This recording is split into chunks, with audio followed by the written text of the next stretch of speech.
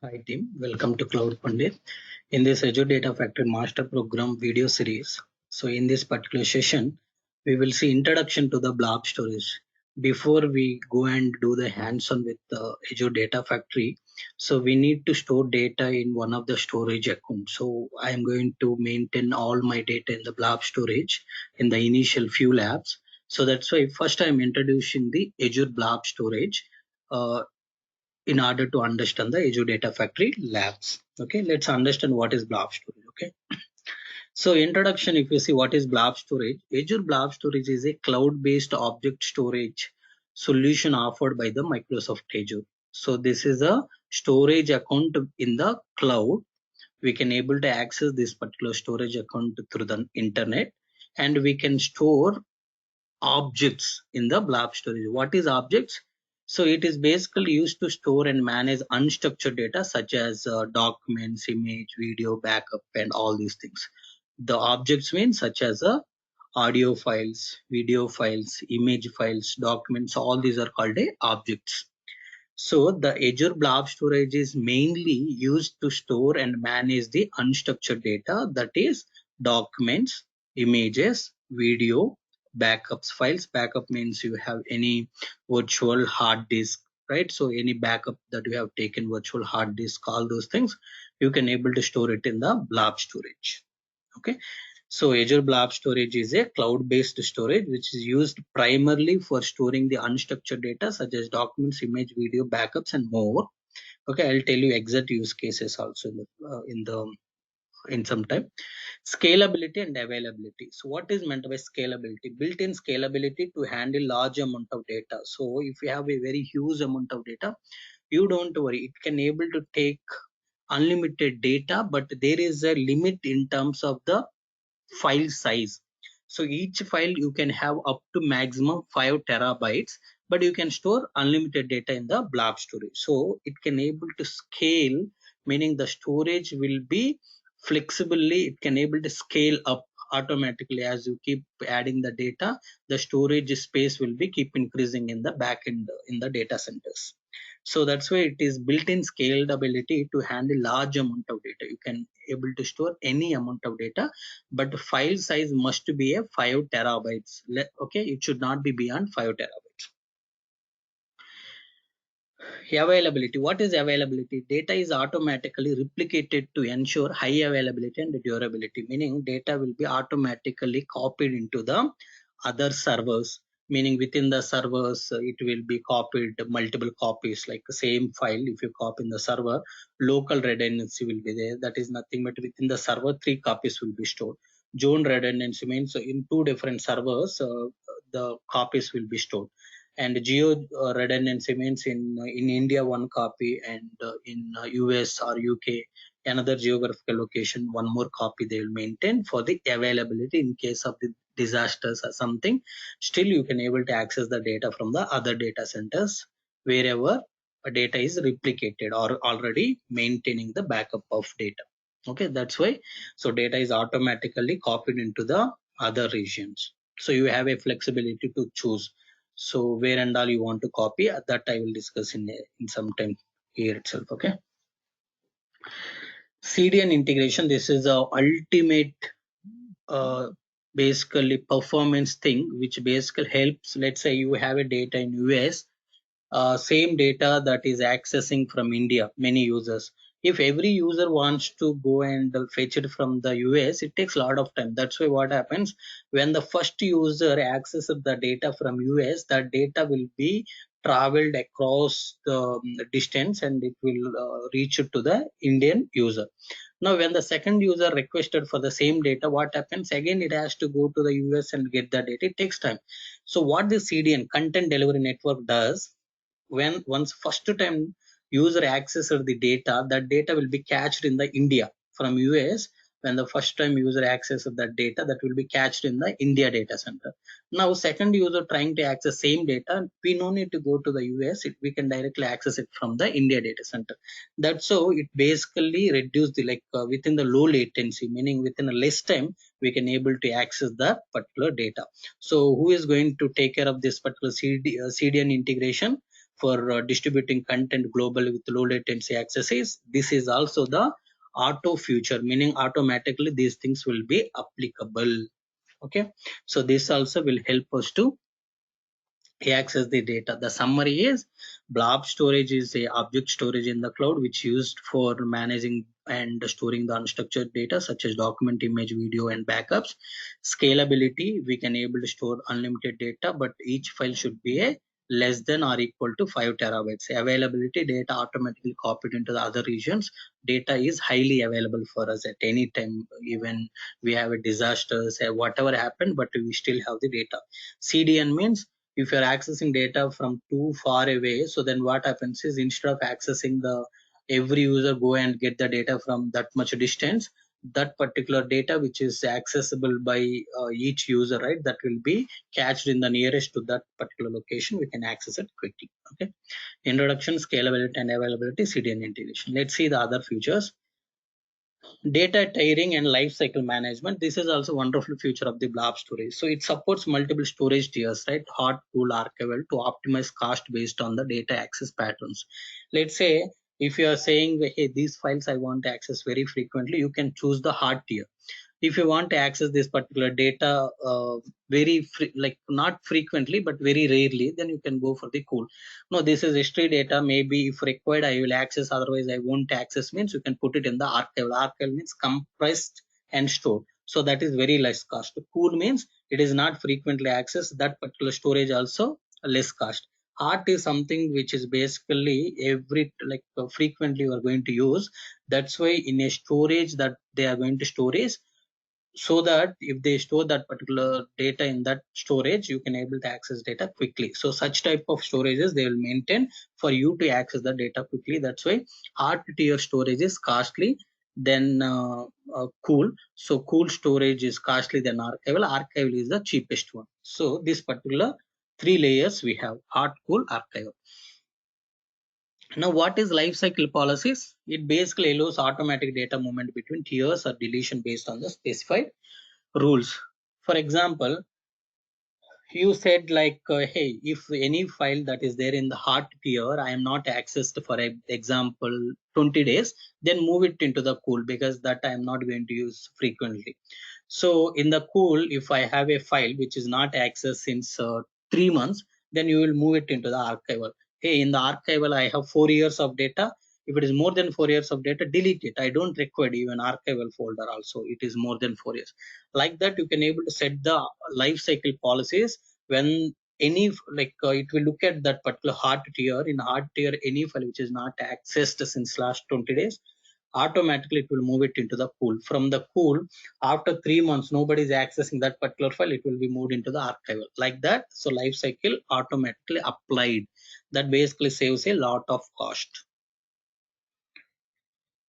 Access control, it is one more very important feature. So what we need to do, how to access the data which is there in the blob storage. So fine-grained access control through the shared access signature or Azure Active Directory based authentication. Yes, we can use the shared access signature, AD authentication, managed identity we can use, or we can able to use the key based authentication. So all these things we can able to do on this particular storage. So role based access control for managing permissions at the storage account level. Yes, we also can able to use the RBAC, meaning you have a owner role, you have a contributor role, you have a reader, you have a some kind of a reader or writer, something like that. We have different roles. Based on the role you define, so the user will get the required access. So the access related things you can control like this. Yeah, data replications, basically as I mentioned, data automatically will be copied into the other data centers or other servers to maintain the high availability. So what is the local redundancy storage, zone redundancy storage, geo redundancy storage? Let me explain to you each and everything in detail. Local redundancy storage, when you say here, if you see, so in the blob storage, whatever file you uploaded, so that will be stored in the backend storage, right? Backend server. So here in the disk, what happens is same file will be copied. Okay, so file copy 1, file copy 2, file copy 3. So 3 copies will be maintained in the local redundancy storage. Okay, if you choose the local redundancy storage at the time of creating the storage account, 3 copies will be maintained in the backend. Let's say you have chosen zone redundant storage. Zone redundance means within the same data center in three different servers.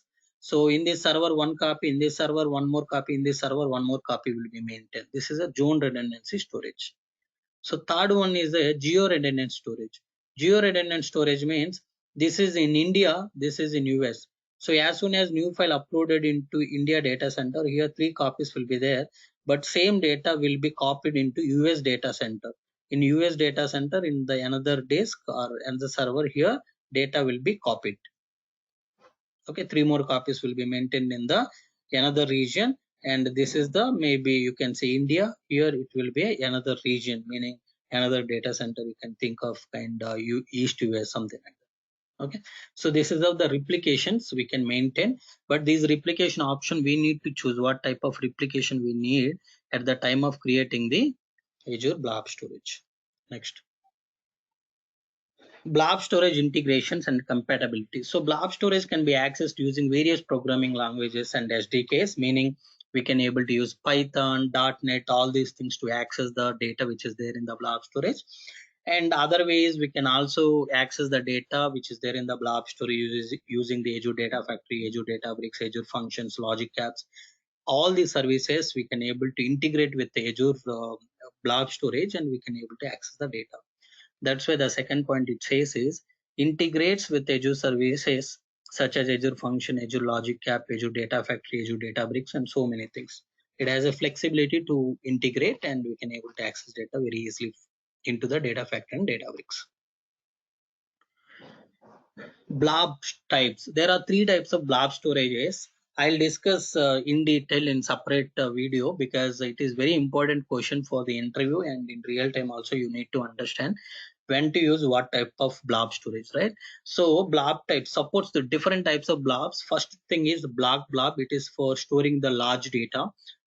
Page blobs for virtual hard disk backups and all we use. Append blobs mainly for the logging. So if you want to keep add the logs, right? Append only scenarios means logs will keep adding the application logs and all. So in such scenarios, you'll use the append blobs. So these 3 types of blobs we have: blob, page blob, and append blobs. So we will discuss in detail about each of these blobs in the upcoming sessions. Okay.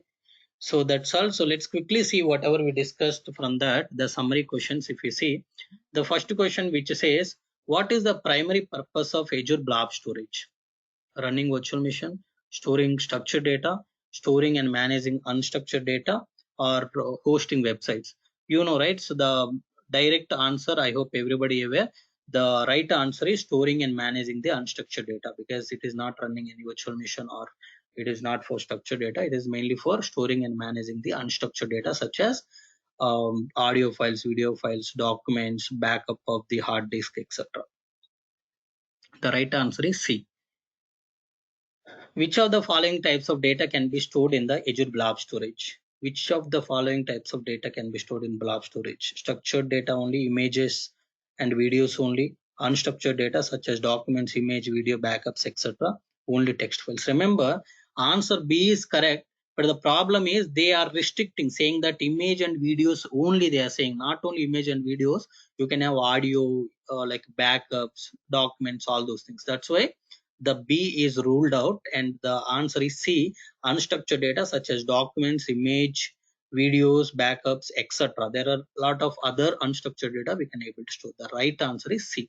So when you have less time in the exam, don't pick up the answer is B quickly. Okay. So the right answer is C.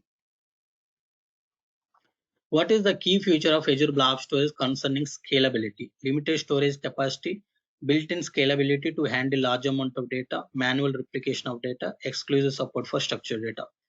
No. So D, C is ruled out. A is also ruled out. Limited storage capacity. No. Unlimited storage capacity. The right answer is built-in scalability to handle large amount of data.